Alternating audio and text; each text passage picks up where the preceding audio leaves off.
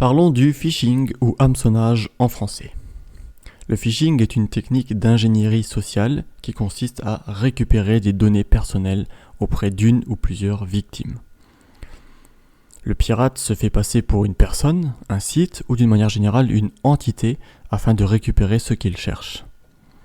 Il réalise notamment des copies visuelles, par exemple d'un site web, et ou des copies comportementales d'une entité. Donc par exemple, si une entreprise agit de telle ou telle manière par rapport à un problème ou une information donnée, eh bien le pirate va essayer de copier ce comportement pour se faire passer de façon transparente pour l'entité en question. Il profite également de diverses circonstances.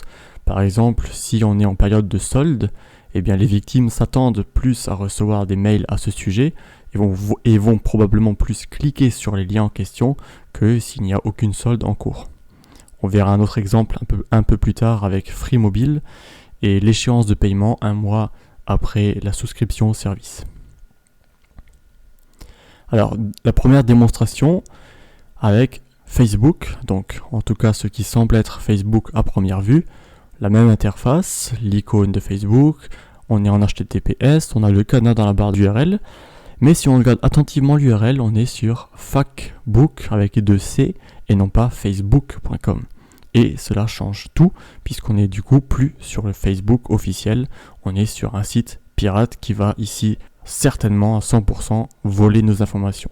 Donc premier point à savoir, faire très attention à l'URL, car l'URL définit concrètement le site sur lequel on est. Alors deuxième démonstration, j'en parlais avant, Free Mobile. Alors ceci est un exemple véridique, c'est un mail que j'ai reçu 1 mois après m'être abonné à Free Mobile, où l'on m'indique que le prélèvement automatique de ma facture a été, soi-disant, rejeté par ma banque. Alors le mail est très ciblé, encore une fois, c'est vraiment 1 mois après, donc en plein au moment où il fallait justement payer la première facture. Et on a un lien en bas du mail, mobile.free.fr, mon compte. Alors on va en parler un peu plus tard. Pour l'instant, on va se focaliser sur le point le plus important, c'est, vous l'aurez sûrement déjà vu, l'expéditeur. Ici, on a un mail reçu de info@info.web.com. Et donc, on n'a pas reçu de mail de free.fr ou de free.com, mais de web.com. Et bien, comme avec l'URL précédemment, cela change tout. On n'a pas reçu le mail de free, mais de quelqu'un qui se fait passer pour free. Si on clique sur l'URL qui semble être la vraie URL, on tombe bien entendu sur free, ou en tout cas sur l'interface qui semble être free, et l'URL contient assistance-mobilefree.com et non pas mobile.free.fr qui est la vraie URL. La différence est vraiment petite et c'est fait exprès, justement tout est prévu pour qu'on se fasse avoir, pour qu'on croie qu'on est bien sur mobilefree.com sans vraiment connaître l'URL de free, on se fait très facilement avoir.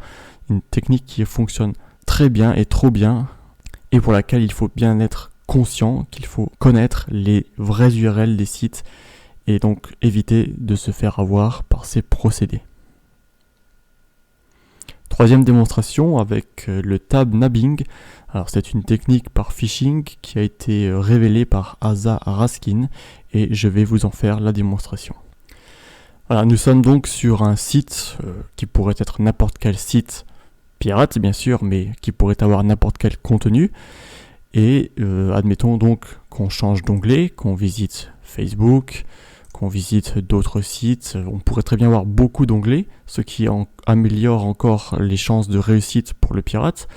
Car si on souhaite maintenant revenir, eh bien on voit que dans l'onglet on a Gmail ici. Alors par exemple, je voudrais me reconnecter sur Gmail, eh bien tout semble être Gmail, l'icône, le titre, le contenu.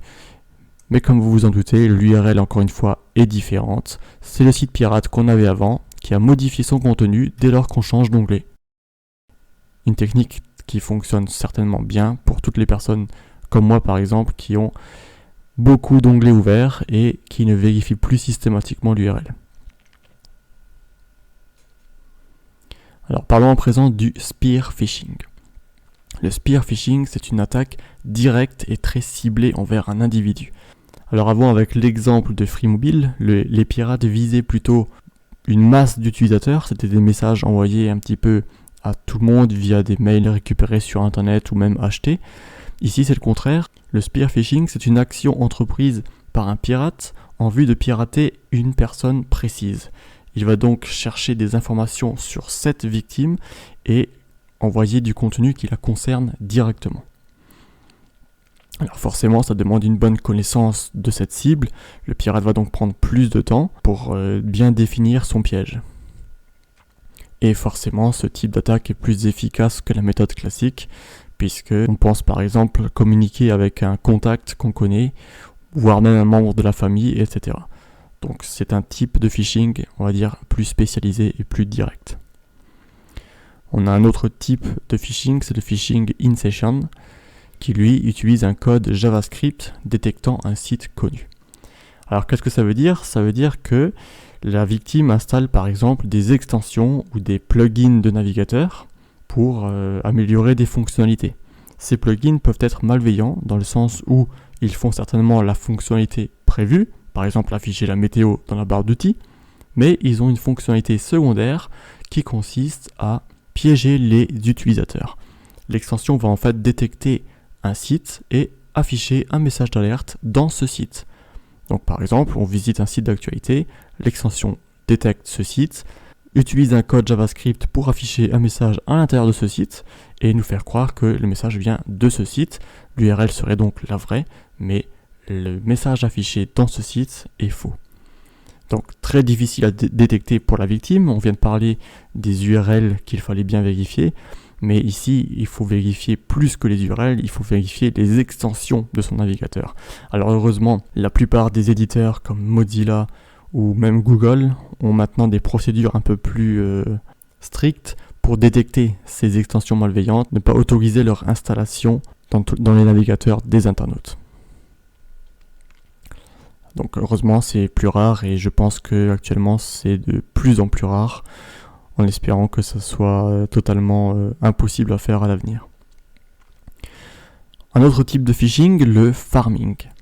Alors celui-ci consiste à rediriger le trafic depuis un site connu vers un site pirate. On exploite par exemple des vulnérabilités DNS, donc DNS Domain Name System. C'est une méthode qui permet de lier un nom de domaine à une adresse IP. Par exemple, facebook.com est renvoyé vers l'adresse IP du ou des serveurs de Facebook. Mais si l'on corrompt ce système, ou l'on change l'adresse IP derrière le nom de domaine Facebook, eh bien on tombera sur un autre serveur. Cet autre serveur pourrait donc être Facebook en recopié ou une page différente. Alors heureusement, ces vulnérabilités dans les systèmes DNS les plus utilisés sont très rares. Cela dit, le pirate pourrait très bien créer son propre serveur DNS pirate dans un réseau local par exemple. La deuxième possibilité, qui est la plus populaire, c'est un programme malveillant qui va modifier les paramètres réseau. Encore une fois, DNS utilise beaucoup de cache et on a un cache sur notre système Windows que Windows visite avant d'aller chercher de faire ses requêtes DNS. Si dans ce cache on indique des mauvaises informations, eh bien Windows va les lire et les exécuter sans y détecter aucun problème. Alors les contre-mesures pour le phishing de manière générale, donc on l'a vu, vérifier les informations de l'expéditeur lors d'un mail par exemple, vérifier la présence d'erreurs ou de fautes d'orthographe, donc là c'est surtout pour les mails encore une fois, on détecte souvent assez facilement, et heureusement pour nous les pirates, car leur façon de s'exprimer n'est pas similaire à l'entreprise en question.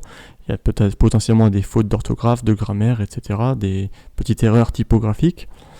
Il faut connaître les vraies pratiques des entreprises. Certaines entreprises indiquent clairement qu'elles n'enverront pas de mail pour changer des identifiants ou des choses comme ça. Il faut sensibiliser le personnel, donc ça c'est ce que je fais aujourd'hui. S'assurer de l'assimilation de la politique de sécurité si vous êtes en entreprise, savoir que les mails peuvent vous viser et viser donc n'importe quel collaborateur de l'entreprise avec un message ciblé pour récupérer des informations précises et ensuite continuer le piratage au sein de l'entreprise.